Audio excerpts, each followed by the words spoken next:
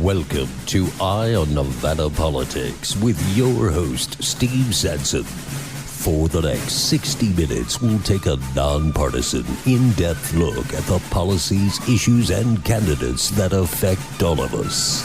Now, here's your host, Steve Sanson. Clark County, good evening. This is Steve Sanson with another episode of Eye on Nevada Politics. My co-host this week is Megan Heryet. Megan, how you doing today, ma'am? Hey, I'm great. Thanks for having me. Not a problem. So, Megan, how you doing today? I'm doing great. Yeah, tell us a little bit about you. I'm a third-generation Nevadan. I'm a real estate agent. I ran for assembly in 2012. I also serve as the assistant treasurer for the Nevada Republican Party and previously served on the e-board for the Clark County Republican Party. I'm a very active Republican woman. You're a Republican? I am. Oh, you strike me as a libertarian. No. Well, today's guest, we have Troy Warren.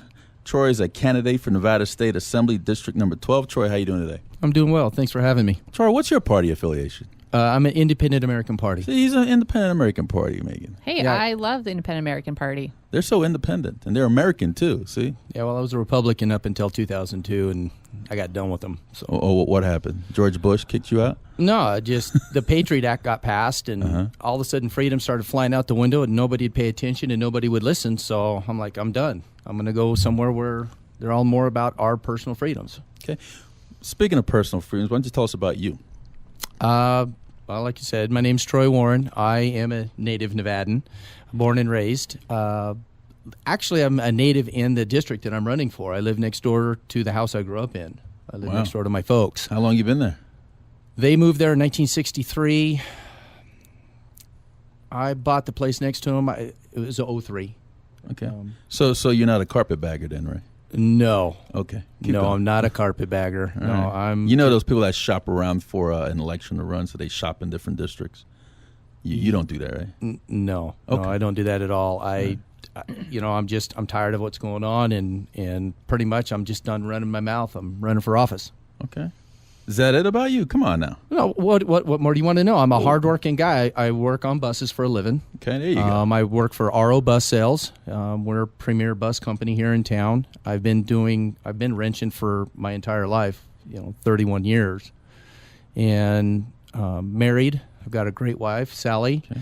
I I have two beautiful daughters, Heather, who lives up in Oregon, and Alexa, who lives in Georgia. Okay.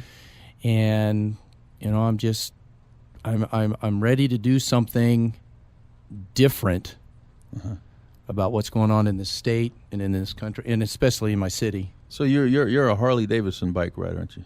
Yeah, hardcore. Oh yeah. Yeah, I average probably 20,000 miles a year on a light year. Okay. Yeah, I've done upwards of 28,000 miles in a year.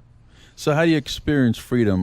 With that engine between your legs and you just going through the wind. Tell us a little bit about that. I always want to wonder. I got hit off of a motorcycle years ago. I've never been back since. My bike is my sensei. When Your sensei. yeah, it talks to me. It talks to you. Mm-hmm. Yeah. Oh, then people are going to think that you're crazy running for assembly now. Then let them think I'm crazy. Anybody who rides a bike knows there's nothing like just having the open road, having the wind. Well, I'm bald, so You still get breeze. breeze through the hair. Yeah. It's a good place to think. Okay. It's like a solo, just one with, and I can think about things, and I come up with a lot of solutions when I'm stumped, Right. especially when I'm stumped on something going on, whether it's at work or relationship or anything like that. I'll jump on my bike and take off, and usually within a couple of hours, the solution's right there because I was able to clear the cobwebs. It's like a clarity meditation. type It is deal. for me. Okay. Go ahead, Megan. Go ahead. I was going to ask if you're going to ride your bike up to Carson City when you get elected. Absolutely. Absolutely. Snow or no snow. Good. How are the demographics of your district? What do you think your odds are of winning here? This is Assembly District 12. Yeah, Assembly District 12. It's a really a weird district because it Cary on the north, Sloan on the west, and then it jogs down to I think Vegas Valley Drive and bumps down to Cabana, comes up back around, and then if you go over where Lake Mead Drive comes into Henderson, I have Lake Las Vegas. Yep. Well, I'm a little lost. Did you say demographics or did you say boundary lines? Well, I meant demographics, but that is Well, helpful to okay. know for So people who it's- live on the but- east side. So all the way However- from Cary all the way to Lake Las Vegas. So now we get into it. So we have some of the poorest areas in town. when you say porous, what do you mean by that? What do you think the... We have a lot of Section 8 housing. Okay. We have a lot of apartments. They're just run down, not kept up. We have a lot of issues with drugs and gangs Okay. in our area. We work with Metro a lot on that, and it's tough. However, on the other part of my district, I have Lake Las Vegas. Wow. So So you it's- get the poorest and the richest type? It seems that way. Okay. So what are you going to do about the drug-infested neighborhoods that you have there? Are you going to reach out to your rich folks on one side to have them come and help with the poor folks on the other? I'm not sure how that would look. However, we do work closely with Metro. We do. For my mom got involved with the First Tuesdays, and we started doing a bunch of First Tuesdays and created a neighborhood watch program. And I would really like to see that expanded. Okay. There's a lot of things involved with that because you get to on the First Tuesdays you get to meet the officers that actually patrol your area. Right. Explain First Tuesday a little bit so the listeners could have an understanding of what you're talking about. First Tuesdays in your areas, they have substations, and at the substations on First Tuesday, they invite the public in, and they usually have a topic that they'll talk about, whatever that topic may be, traffic or drugs or anything of like that nature, and they'll have a conversation around it, and they'll give you stats and actually give you solutions on how to combat issues or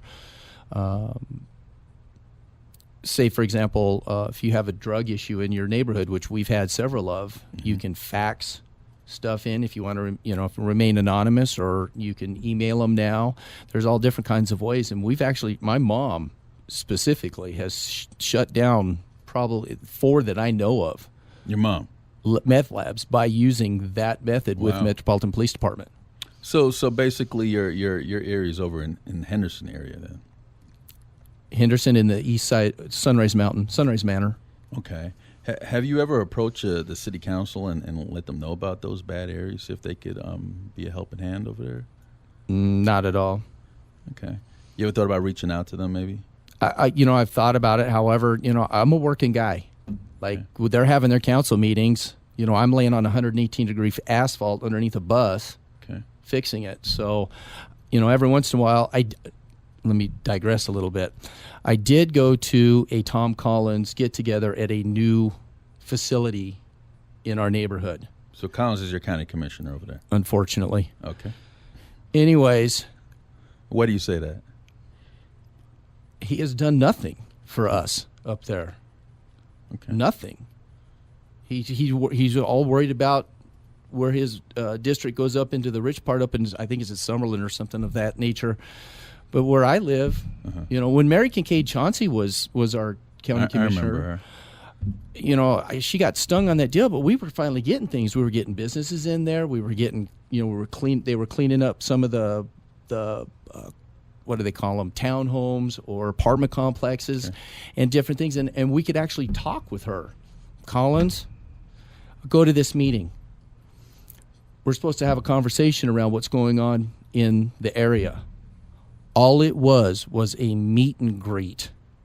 There was probably 4 of us there that weren't running for office or in office, or it was a who's who of. So basically it was to promote them. Yeah, and I'm telling you, that will not happen with me. You have a problem, call me.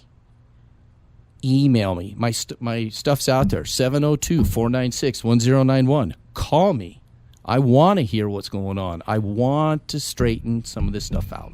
Usually those types of atmospheres that you just described, the drug-infested, the rundown neighborhoods, they usually have problems with rodents and insects and bugs and stuff of that nature. Do you see that happening around there? And does it reach over into the other side of the rich areas that you got there?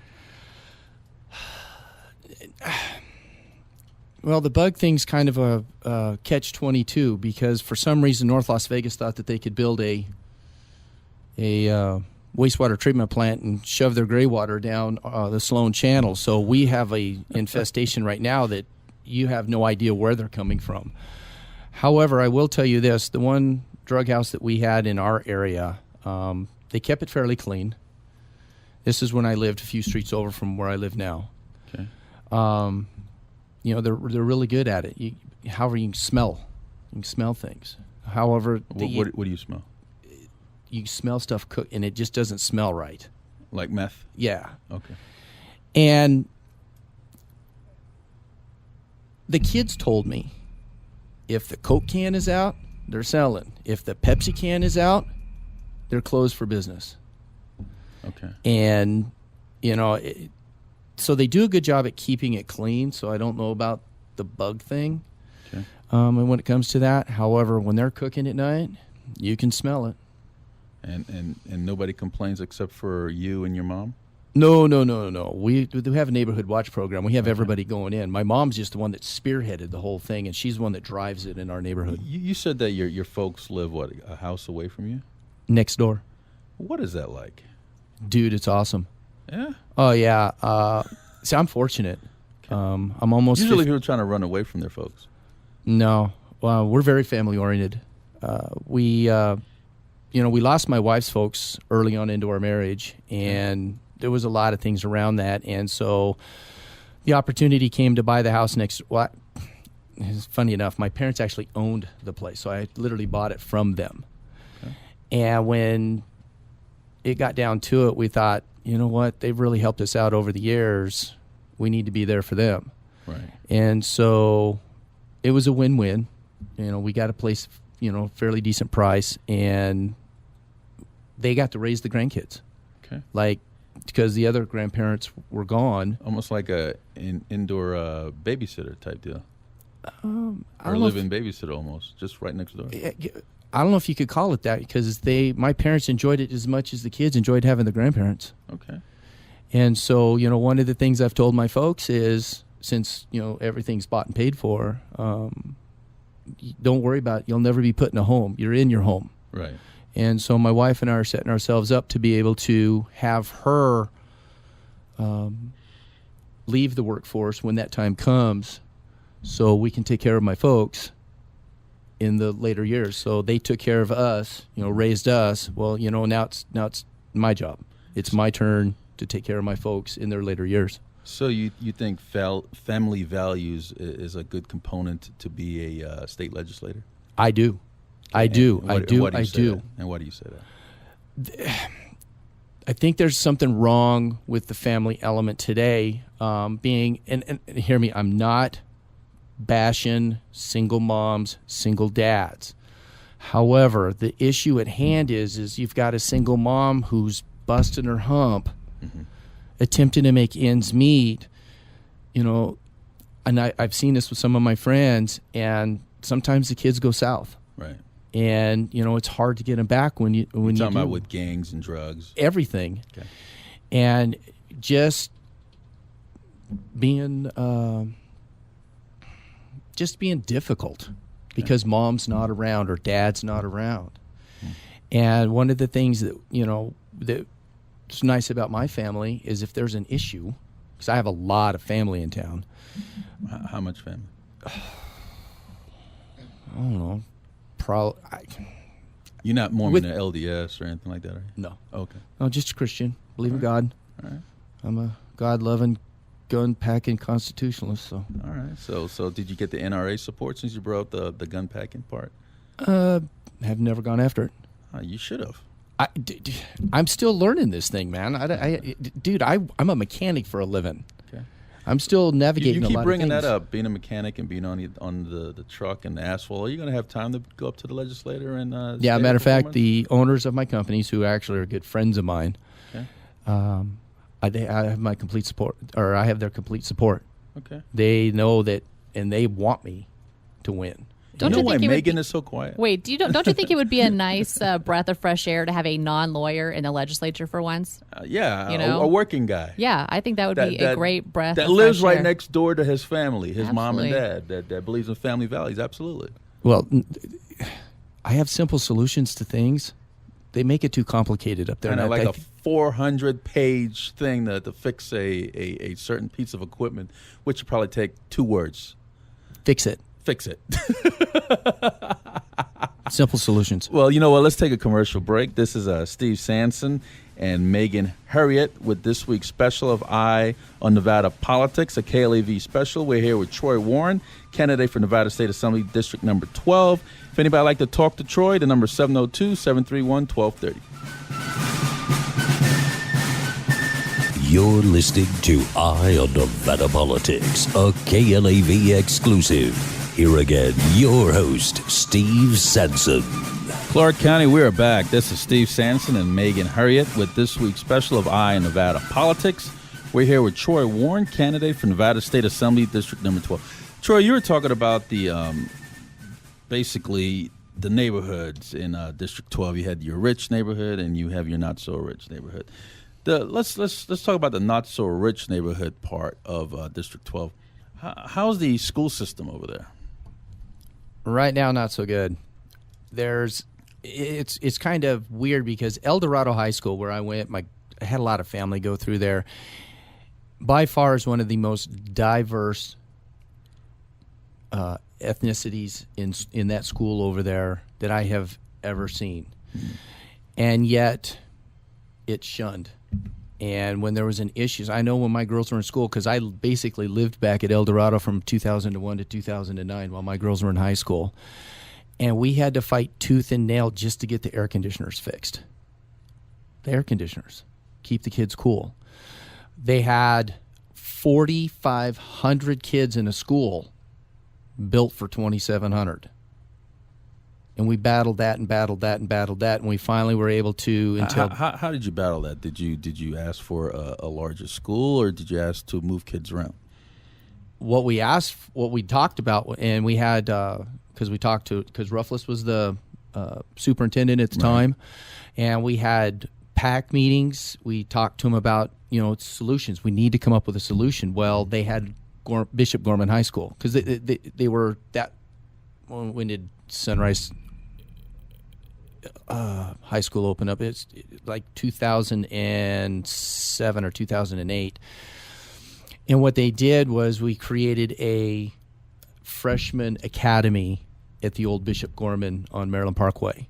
Okay. So all the freshmen went there, and that alleviated. I mean, the crowding was so bad they couldn't even have a lunch period. Really? Yeah, they just had these what they called nutrition breaks. The kids were out of school by 1:20. Did anybody contact the media? Oh yeah, well that's the reason why it got shut down is because the parents were so upset that they called the fire department. The fire department come in during the lunchtime, and in a room that was only supposed to have, roughly 400 or 500 kids, would have over 1,000 kids in it. Wow. Oh yeah, there was a lot of stink around that. Were there a lot of fights and amongst the kids or anything like that? Quite a few. There was a lot of disciplinary problems at the school, and not all the kids either, because there was a bunch of idiots running that school. Okay. And one in particular, I'll never forget the counselor for my daughter, Alexa. I had several battles with her. She got in trouble because she was cold in the gym and she put her jacket on. Right. Well, you're not supposed to have your jacket on in the gym, so she got RPC'd. I'm like, you got to be kidding me. So I go down for the RPC, and she goes, well, if she has to put her jacket on, dig this. You need to have a note signed by you stating she has your permission to put her jacket on. Really? Your kid, dude, I was floored. These are the kinds of people working with our kids. Right. Like, if you're cold, put a jacket on. If you're thirsty, get a drink of water. So how come you didn't run for trustee? That's what I was going to do. However, I was talking with your co-host a little bit, and I went down this year to file, and I've been District G my entire life. Right. Well, since they opened up Sunrise High School, I didn't realize the boundaries had changed. I'm 200 feet in District B now, and it wasn't up for re-elect. It's not until 2014. Okay.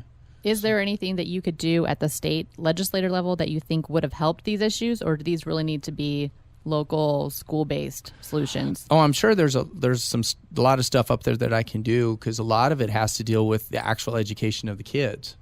I'm not a big fan of the teachers union. Not a big fan of all the top heavy administrators at the school district. And I'm not really keen on No Child Left Behind, which thank God we got another exemption for, and Common Core has got to go. Mm-hmm. Common Core has got to go. They keep stacking stuff on these kids. Explain Common Core to listeners. It's supposed to be a creative thinking style of teaching. So I'm sure several of your listeners have seen the math problems that pop up on Facebook. 32 minus 12 is what? 20, right? Now what do? It's 12 plus 3 equals 15, and they got this long list of numbers, and all of a sudden the numbers add up to 20. And like, I don't get it. Where did Common Core come from? I'm not real sure exactly where it came from. I know it came out of the federal education. Jimmy Carter started it. Jimmy Carter started it. Not Common Core, but the department, the Federal Department of Education. Okay. And, I'm just battling Common Core right here. That question I've never been asked. So, kudos to you. Now I've got some more research to do. So, like Megan was explaining, and I know you brought up these issues about the gang-infested neighborhoods and the poverty-stricken neighborhoods and problems with the school. As a freshman assemblyman, how are you going to tackle those problems? What are like the first piece of legislation you're going to want to sponsor and convince your colleagues to come on board and pass it so the governor can sign off on it? It all comes back to education.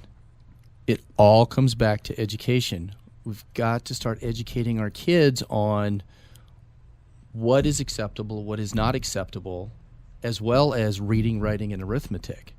So you're saying what I'm hearing is that education is the key to lift folks out of poverty and take people away from the gangs and to enhance their life, basically, is what you're saying. Absolutely. The more education one can get, and I'm not talking getting necessarily a university or a 4-year college or a master's or a doctorate, because Lord knows I don't have any one of those. However, I went to the Arizona Automotive Institute. I got a great education in automotive and diesel technology, and I'm telling you, I have lived a great life and have made some good money and been able to provide for my family and buy Harley Davidsons over the years.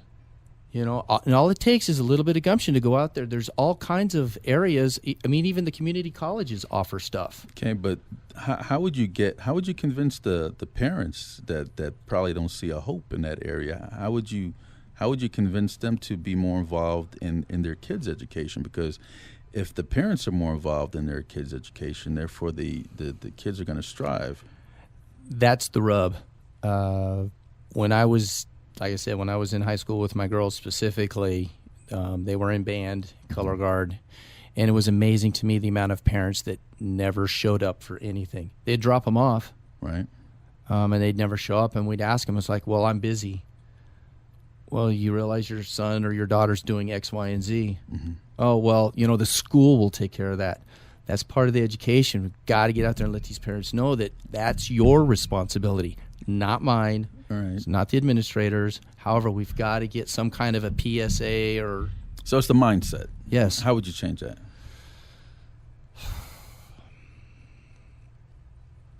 Lead by example. First of all, lead by example, because that's what we do. The people that I hang with, that's what we do. We raise our kids. And, having those conversations with people, just getting the word out. Because right now the word's out there, the government will take care of you. Mm-hmm. So everybody's just sitting back on their laurels. Well, that addiction, which is worse than any drug you can have, has got to change.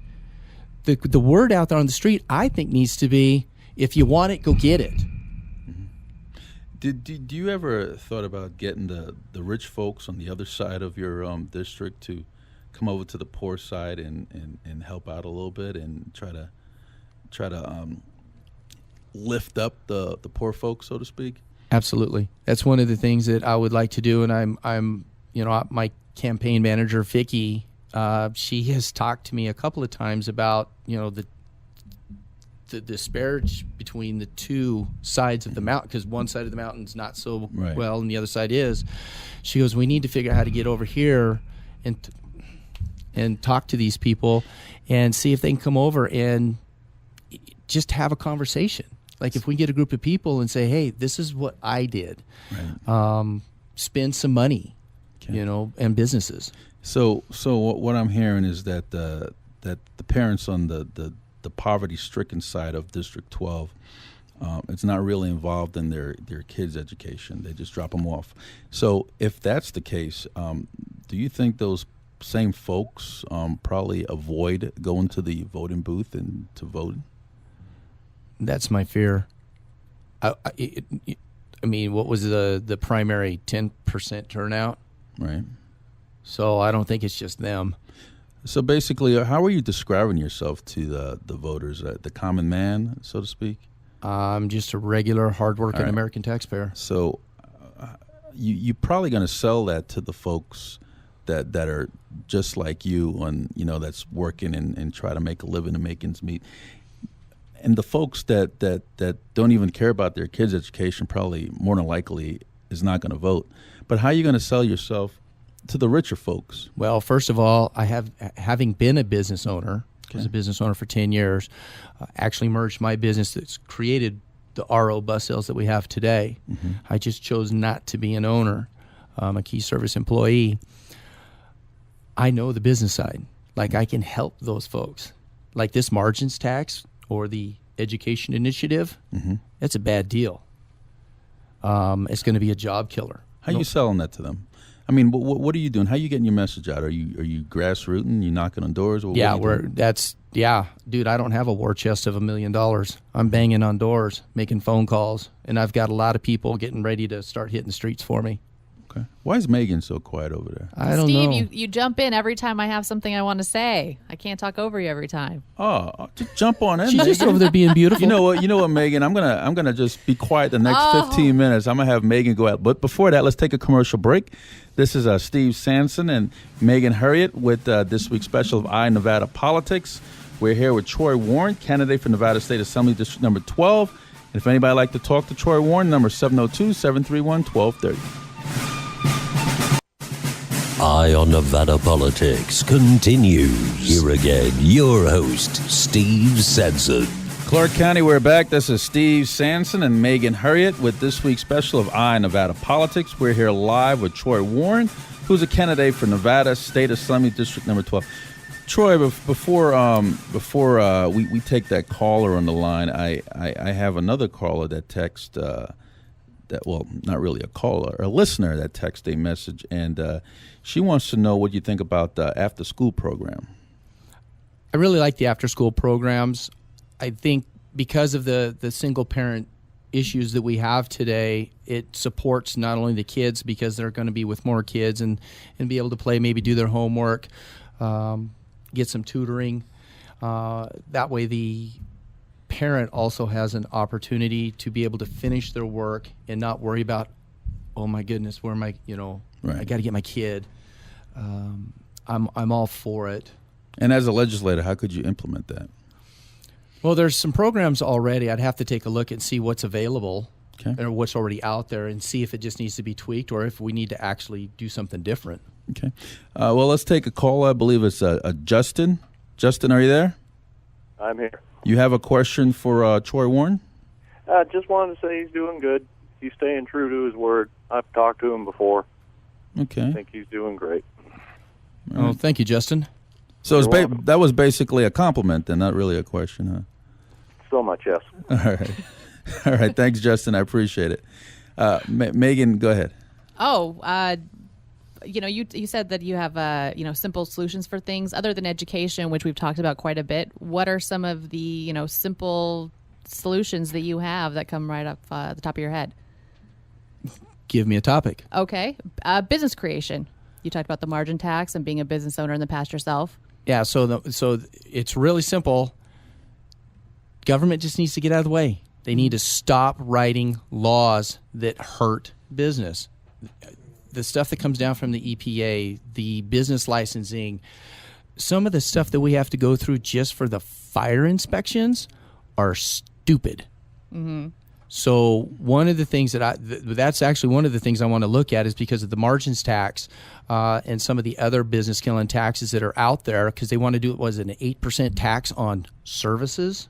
The service tax comes up every session, I think. And it needs to just die a painful death and go away. Mm-hmm.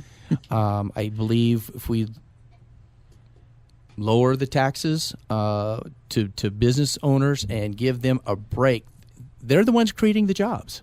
Yeah. And we're taxing them out of business. Okay. We have another caller, Kitty. Kitty, are you there? Hello, guys.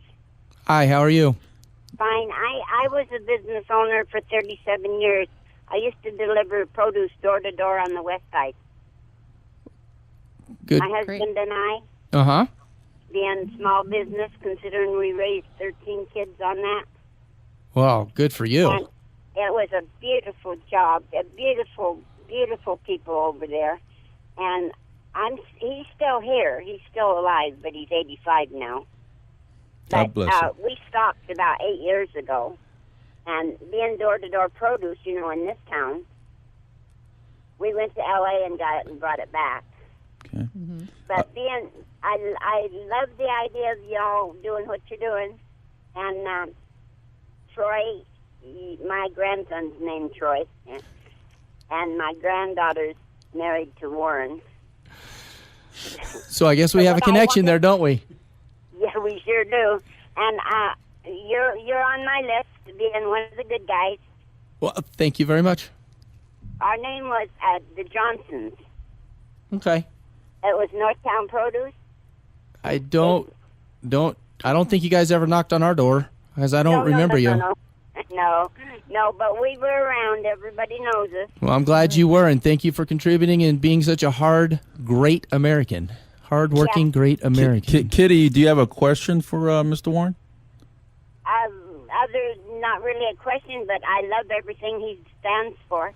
All right, well, that's 2 compliments today. Yeah. We do love you guys. Thank you. Thank you. Well, thank you, Kitty. Go ahead, Megan. Oh, it's back on me again. Mm-hmm. Well, you were talking about, this is not really, I don't know if this is a question or more than a comment, but talking about like single parents, and we're talking about obstacles to job creation and things. And, have you found previously being a business owner that these regulations got in the way of your entrepreneurial spirit? And maybe that's, did that prohibit you from becoming a business owner the second time? No, what prevented me from being a business owner the second time was I was just burnt out. Okay. There was a lot of things that went on in my first business that I learned. Let's say I learned a lot. Mm-hmm. Like, I thought I had to do everything. Sure.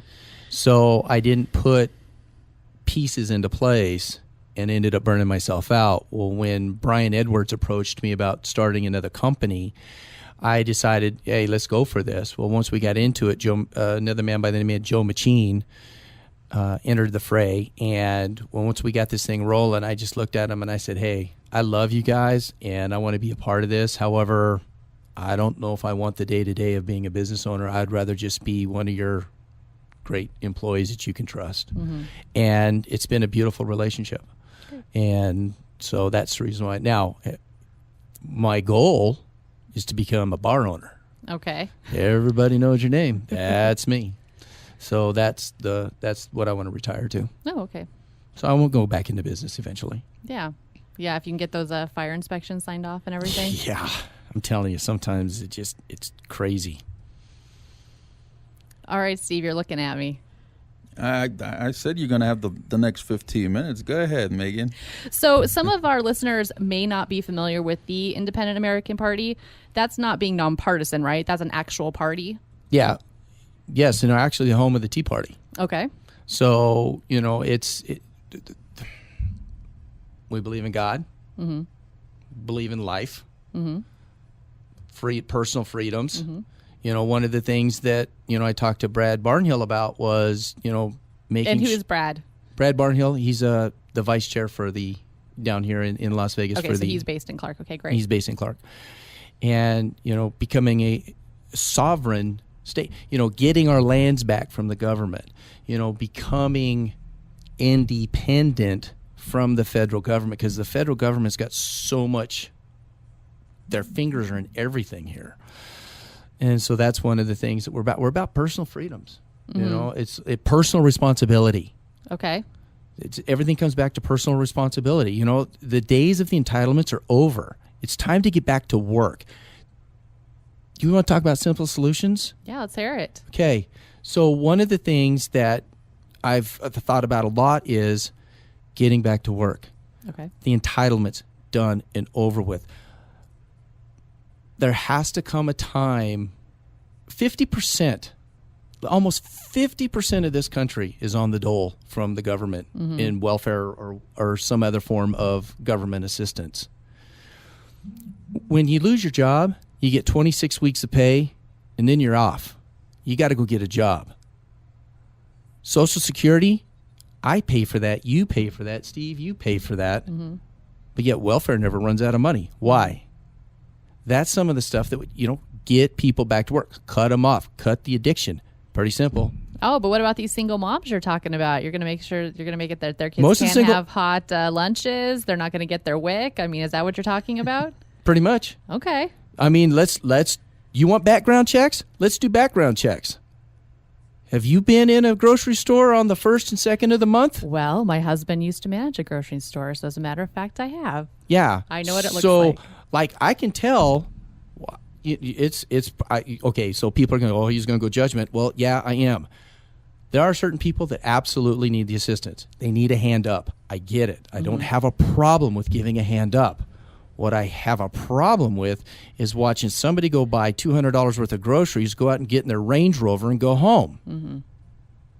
Paying for it with a WIC card or the EBT. The EBT cards. That's what's irritating. Cut the addiction. Okay. And that's what I'm saying. Background checks. You want to do background checks? When you say background, you mean criminal or drugs? Background check. Do an investigation. Find out, hey, Troy Warren, you're getting an EBT card. We need to take a look at some stuff. Your finances. Yeah, we need to take a look at your finances. People go, well, it's none of your business. Well, guess what? It is my business, because guess what? Joe taxpayer's paying your grocery bill.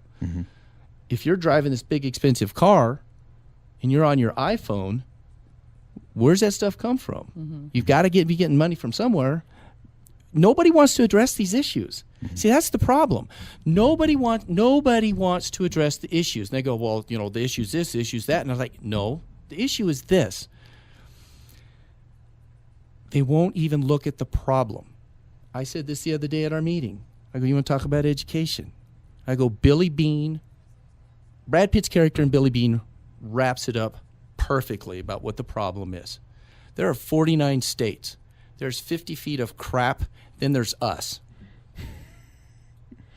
And nobody wants to admit that there's a problem. What they want to do is they want to go, oh, well, we have magnet schools. We have Common Core. We have No Child Left Behind. We have school, whatever your choice is, they keep putting all these Band-Aids on the already results and won't even take a look at the root cause of what's going on. So am I hearing you that there's not a way to legislate these problems? Oh, no, there's all kinds of ways to legislate the problems. However, if we don't have to write another law, why write it? Okay. Why don't we get rid of a law such as Common Core and get rid of it? Take No Child Left Behind, which all it does is leave children behind, because I've watched it in action, and get rid of it. I think there's too many laws on the books. Yeah. Maybe that's what we need to take a look at one of these legislative sessions. What's on the books that needs to get rid of? Is that your first BDR to get something out of there? Pretty much. Yeah. Well, you know what? Let's take a caller. Rachel. Rachel, are you there? Yes. Do you have a question for Mr. Warren? Yes, I did, Mr. Warren. My name is Rachel. I've been in District 12 now for 26 years. You were talking about getting out and pounding the pavement and stuff. I have yet to ever have an assemblyman knock on my door. Do you have plans to do that? Yes, ma'am. Actually, if you go on Facebook and go to Troy Ethan Warren on my page, drop me a line, drop me a note, give me an address. I'm going to be there. We've been putting things into place. We plan on hitting the pavement here in about another week. We've been getting all my printing and all my stuff done so we can get that handled. Now, to say that, I'm going to give my opponent a little kudos here because he actually came to my door and knocked on my door the last time, and I did have a conversation with him. When you say last time, you mean last election? Yeah, in 2012. Okay. And so, Rachel, what are your cross streets? I'm like at Charleston and Sloan. Charleston and Sloan. Yeah, that would be my area. So, yeah, you'll be seeing me soon. You'll be seeing me or one of my people. I've got probably 300 people ready to start hitting the streets with me. We've just been getting everything organized so we can do a planned attack, if you will, to get my name out there and get this thing moving.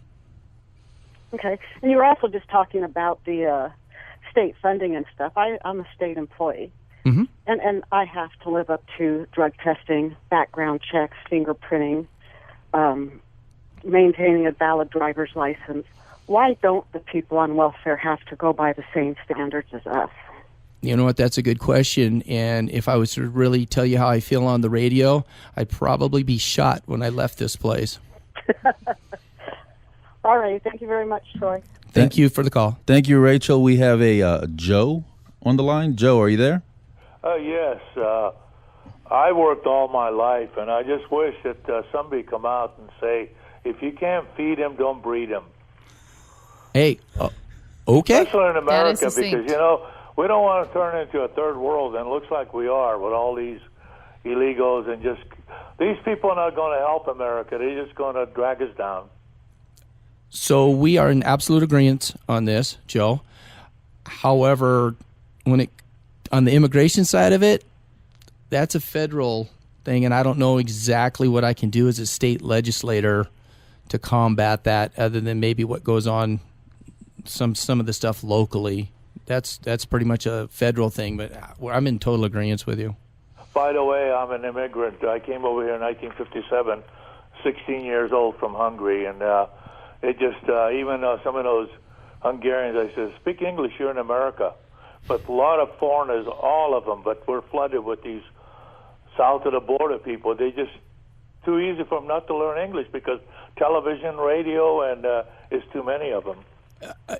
Well, first of all, congratulations for becoming an American citizen. And just so you know, my ancestors or my relatives actually came through Ellis Island. That's how we got here.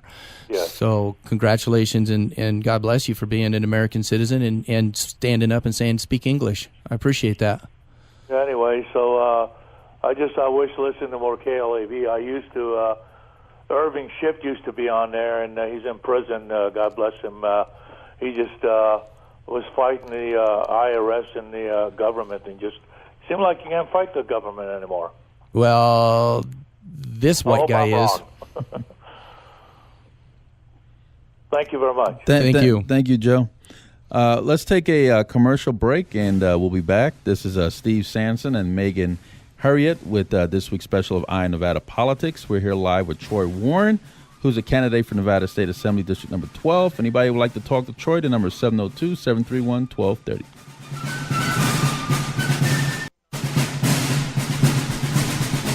We are back. This is Steve Sanson and Megan Heryet with this week's special of Eye Nevada Politics, KLAV special.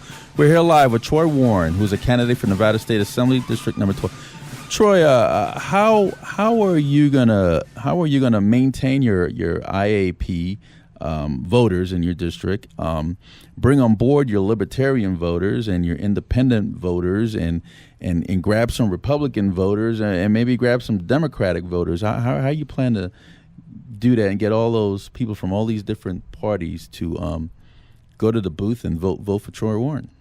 Since it's not an entitlement, I'm going to go out and work for it. I'm going to go have conversations with them.